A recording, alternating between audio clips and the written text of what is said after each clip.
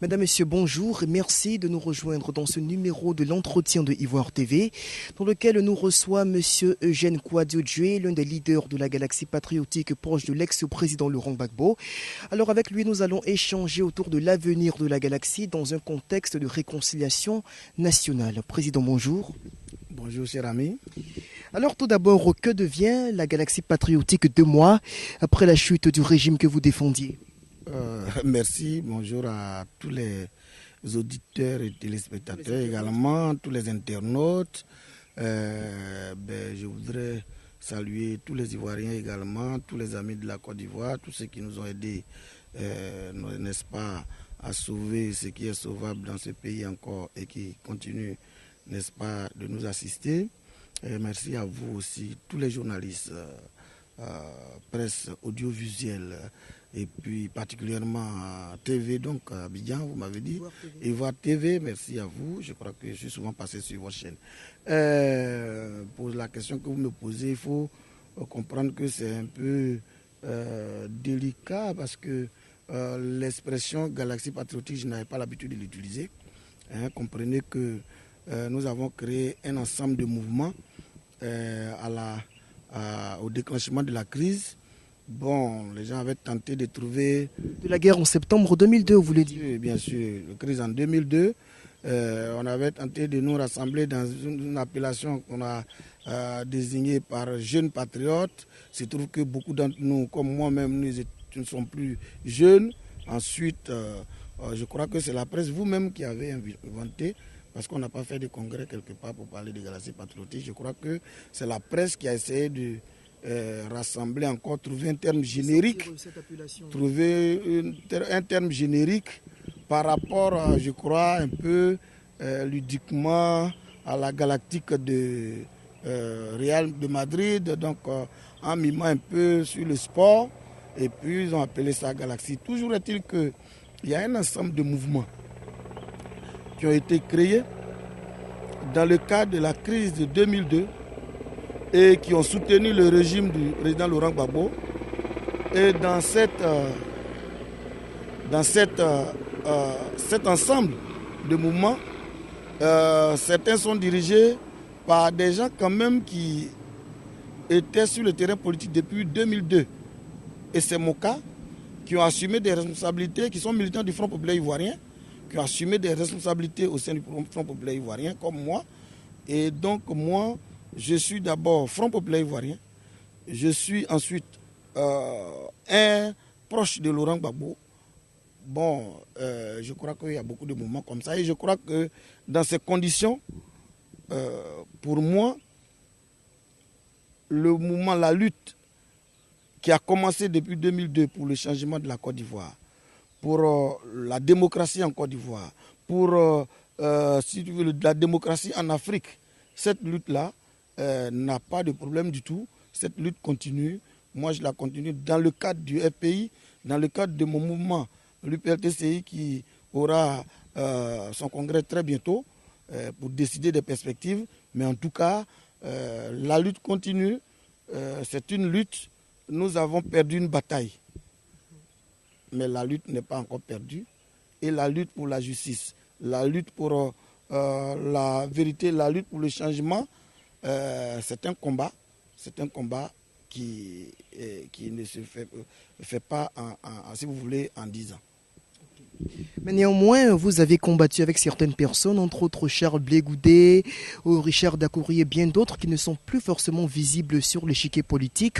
Où sont-ils? On les juge disparus. Jusqu'à présent, pas de grandes nouvelles ou de nouvelles concrètes d'eux. Est-ce que vous pouvez nous dire où nous situer plus ou moins sur leur sort actuellement? Je pense qu'au déclenchement, sinon au fond de cette crise qui a pris une allure assez vertigineuse à partir de, si vous voulez, des récents mois, principalement en début de mois, oui, mais principalement en début du mois d'avril. Depuis le 4 avril, c'est la lutte, un tournant décisif avec des violences inouïes.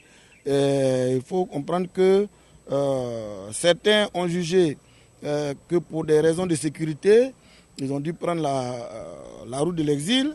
D'autres sont encore en clandestinité. D'autres même, nous ne savons pas véritablement leur situation. Moi, Depuis donc le 13 avril, je suis sorti et je suis en train donc de ma clandestinité et je suis en train de faire en sorte qu'on sache progressivement où se trouve chacun, en tout cas au moins sur la question de leur santé, de leur sécurité et de comprendre clairement si tout se passe bien, si ses amis ne sont pas en danger. Pour ceux qui sont encore en clandestinité, nous sommes en train de travailler pour qu'ils se sentent de plus en plus sécurisés et de plus en plus rassurés pour sortir. Ceux qui sont à l'extérieur, ça veut dire ont dû dépasser les frontières, toujours pour les questions de sécurité et les questions de les rassurer. Il faut préciser que des réalités sont encore dures et qu'il y a encore quelques exactions sur certains de nos militants dans les villages, dans les villes, dans les campements et dans les quartiers. De sorte que les amis n'ont pas encore toute l'assurance qui peut rentrer, ce qui fait qu'on n'a pas tout à fait des nouvelles. Ce n'est pas Blé Goudé seulement, ce n'est pas Richard Dakouri seulement, c'est plusieurs autres de nos camarades qui sont sortis du pays. Je suis en contact avec la plupart d'entre eux. Est-ce que vous avez des contacts avec Charles Blé Goudé particulièrement? Non, mais Blé, nous n'avions pas assez de contacts d'ailleurs ici avant qu'il ne parte. Donc, mais dans la dynamique de la réconciliation, vous n'avez pas entrepris quelque chose dans ce sens? Mais il n'y a pas de réconciliation puisque nous, il n'y avait pas de problème entre nous. Il n'y avait pas de problème entre nous. Je veux dire, pour l'aider à revenir. Oui, mais bien sûr. Mais c'est ce que je suis en train de vous dire. C'est pour tout le monde que nous travaillons. C'est pour que tout le monde revienne. Et moi, je le précise chaque fois que j'en ai l'occasion, nous n'allons pas faire une réconciliation avec des gens dehors. Ça donne le ton des réconciliations ratées. Les réconciliations ratées, on en connaît plusieurs nous-mêmes. Et plus près de nous, en 2001, nous en avons fait. Et aujourd'hui, des gens ici qui sont revenus avec la force pour, si tu veux, s'attaquer à un pouvoir, en 2002, étaient des gens qui n'étaient pas là à la réconciliation de 2001. Il va falloir faire en sorte que, à cette nouvelle réconciliation, on n'ait pas des gens dehors, que des gens ne restent pas à l'écart, de peur que, sinon pour éviter qu'ils ne reviennent et qu'ils remettent les acquis en cause. En tout cas, il faut travailler de sorte qu'on n'ait pas les réconciliations à la Sisyphe, c'est-à-dire les réconciliations cycliques à recommencer chaque fois et puis peut-être chaque 10 ans. Pas forcément les effets escomptés. Oui, bien sûr. Et donc, moi, je crois que les autorités avec lesquelles je suis en contact sont dans cet esprit et chacun y travaille. Et personnellement, vraiment, chaque jour, ce matin, j'ai parlé avec des amis qui sont au Ghana, des amis et des responsables du FPI qui sont également au Ghana. Et nous sommes en contact. En tout cas, nous sommes en train de prendre des dispositions. Nous-mêmes, il faut avouer que nous voudrions quand même qu'un minimum de sécurité, des conditions de sécurité aussi, effectivement, soient réunies, parce qu'il ne faut pas donner l'impression, et il ne faut pas faire en sorte que des amis rentrent et qu'il y ait des problèmes et qu'on ait l'impression que vous avez contribué vous-même à leur tendre un piège. Voilà, et donc nous sommes au travail. Qu'ils se rassurent, les choses vont avancer parce que les conditions dans lesquelles les amis sont là-bas ne sont pas des conditions à souhaiter à quelqu'un. Oui, bien sûr. Et donc nous sommes en train de travailler et le plus rapidement possible pour qu'ils rentrent chez nous. Alors vous avez mené une lutte pendant près de 10 ans et au terme de cette lutte, on a l'impression qu'elle se solde par ce qu'on pourrait qualifier d'échec. Est-ce que vous faites le même constat que nous? Ah non, non, non. Moi, je ne suis pas dans un constat d'échec. Est-ce que vous défendiez un régime qui a finalement fini par tomber? Oui, mais il y avait une crise, il y avait un combat, il y avait une opposition. Nous avons tenté tous les compromis possibles, vous avez vu sur le plan international. Marcoussi, Lomé, tout cela. Tous les compromis possibles avec les accords internationaux. Vous avez vu des résolutions de l'ONU, ça n'a pas marché. Nous en sommes arrivés à l'accord de Ouaga qui nous a fait avancer. Nous avons cru que nous étions en train d'aller à la fin de cette crise avec des élections qui viendront couronner tous les efforts des Ivoiriens, tous les sacrifices des uns et des autres. Malheureusement, mais en plus ces élections, si vous avez suivi elles-mêmes dans toutes ces étapes, vous avez vu que les choses ont semblé rouler vraiment comme des patins, mais malheureusement, au dernier moment, nous avons rechuté. Moi, j'ai une question à me poser là, que je pose à tous les Ivoiriens et surtout à la classe politique. Qu'est-ce qui s'est passé pour qu'on ait pu revenir aussi rapidement et subitement et violemment dans la crise. Ensuite, il faut dire que nous avons géré cette crise, cette nouvelle crise, qui pour moi n'est pas une crise post-électorale, qui est une suite de ce que nous n'avons pas pu traiter. Donc tous les compromis ont échoué. Il fallait bien que quelqu'un l'emporte. Mon camp l'aurait emporté. Ben voilà qu'aujourd'hui, peut-être que moi je ne traiterai pas les autres comme ce qui se passe, mais mon camp l'a perdu. Je ne dis pas que c'est un échec, c'est un pays. C'est un pays, c'est la vie d'un pays, c'est la vie d'un peuple. Il ne faut pas qu'on se le joue comme un jeu, on a échoué, on a gagné. Moi je pense que ce qui s'est passé, tous les Ivoiriens avaient peur à un moment donné parce qu'ils ont vu que les positions n'étaient plus très évidemment conciliables. Chacun souhaitait qu'on en sorte. Les Ivoiriens voulaient sortir de cette crise. Bien évidemment, quand on est dans un camp, on ne souhaitait pas effectivement que ce soit à la défaveur, au détriment de son camp. C'est ce qui s'est passé. Moi, je regarde la Côte d'Ivoire désormais. Moi, je vois qu'on est sorti dans un premier temps de cette crise. Maintenant, le problème qui est le défi, qu'est-ce qu'il faut faire pour que la crise s'arrête là? Ça veut dire, dans mon camp, moi-même, il va falloir faire des efforts pour ne pas nourrir des esprits de revanche par rapport à un combat qu'on aurait perdu. Il faut rassurer, décourager, dissuader tous les nôtres. Mais en même temps aussi, devant, en face, il va falloir demander aux autres, les exhorter à avoir, n'est-ce pas, donc le triomphe humble, et puis ne pas penser donc qu'il faut se venger de ce qu'ils auraient subi parce qu'ils sont plus forts. Il faut traiter les autres en plus faibles. Parce que dans ces conditions, nous recréons encore les conditions des vengeances des uns sur les autres et on n'en sortira jamais. C'est pourquoi moi je pense que le plus important aujourd'hui, c'est qu'il reste le défi ivoirien et pour les nouvelles autorités et pour tous les autres de la classe, de la classe politique, c'est de faire en sorte que, on sache ce qui s'est passé réellement. Vraiment, qu'est-ce qui a pu nous amener dans ces antagonismes inutiles, meurtriers même, si vous voulez. Ensuite, faire en sorte que plus jamais cela ne se reproduise. C'est pour moi le plus grand défi. Le reste, je ne crois pas que quelqu'un a gagné parce que celui qui a gagné, il n'est pas parti à la Côte d'Ivoire. Si c'était un trophée et qu'on vient, on remporte, on part avec, et puis les autres n'en ont plus du tout, et bien là, alors, quelqu'un a gagné. Mais le pays, on est assis tous dedans. Qu'est-ce qu'on a gagné là? Qu'est-ce qu'on a perdu finalement? Sauf que, sauf que, des fois, on ramène toutes ces questions-là à un petit niveau d'orgueil personnel pour dire j'ai été vaincu, mais par qui et pourquoi? La Côte d'Ivoire est là. C'est ça qu'il fallait voir à un moment donné, le sauver, ce pays-là. Le protéger contre le chaos, le néant qui se dessinait. C'est ce gage, c'est ce combat-là que j'ai mené. C'est ce que je continue toujours à mener. Ce que les gens peuvent en dire, les interprétations, les choses, Dieu s'en charge. Okay. Alors, Monsieur Dieu, nous sommes presque au terme de notre entretien.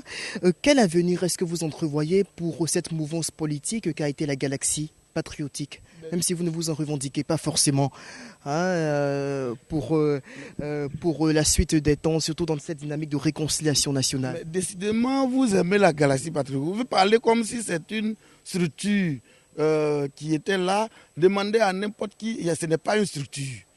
Blé dirigeait le COGEP. Et autour du COGEP, il a créé l'Alliance de la jeunesse pour le sursaut national, qui est le mouvement de Blé.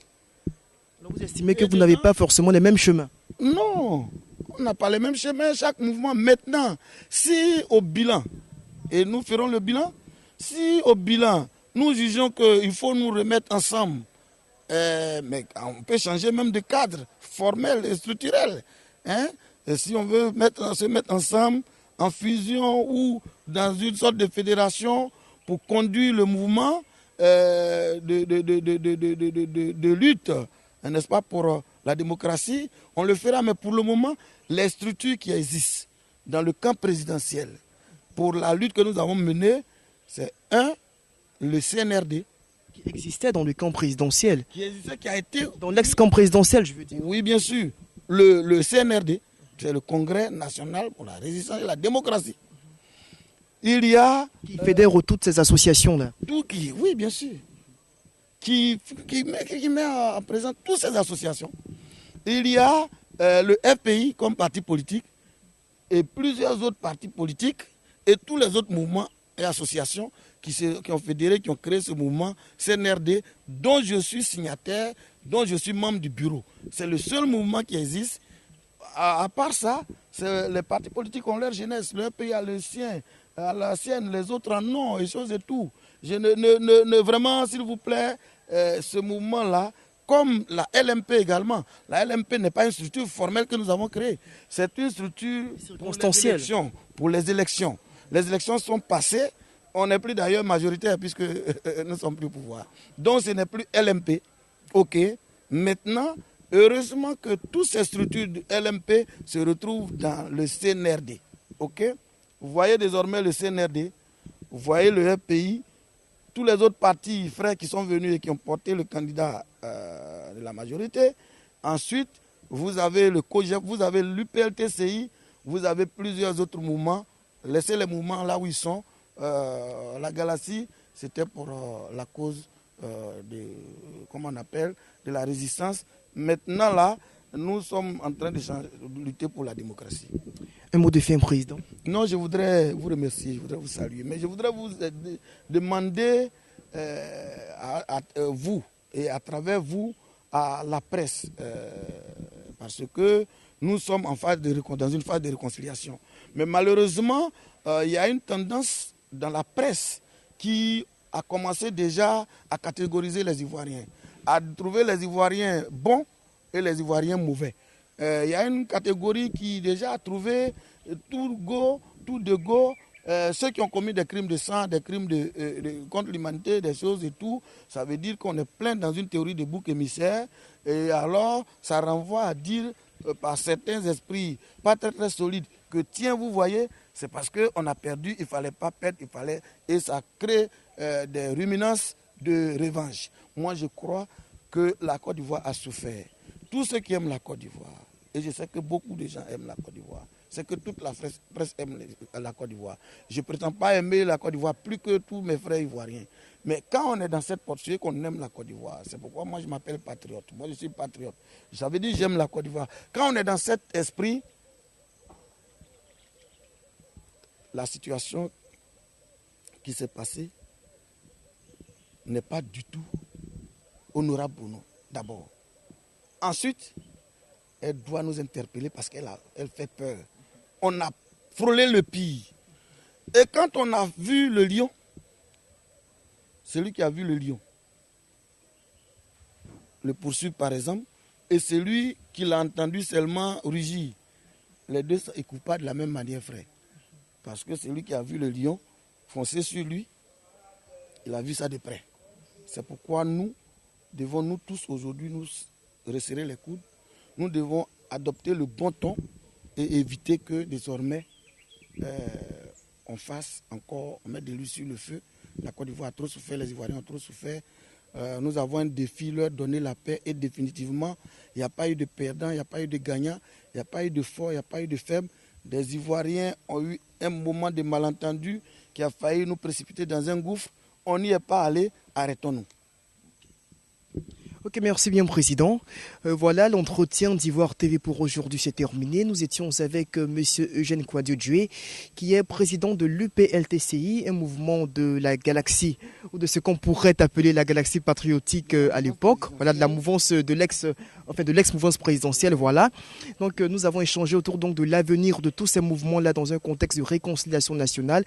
On se retrouve plus tard pour un autre numéro. D'ici là, portez-vous bien, puis restez connectés à ivoiretv.net.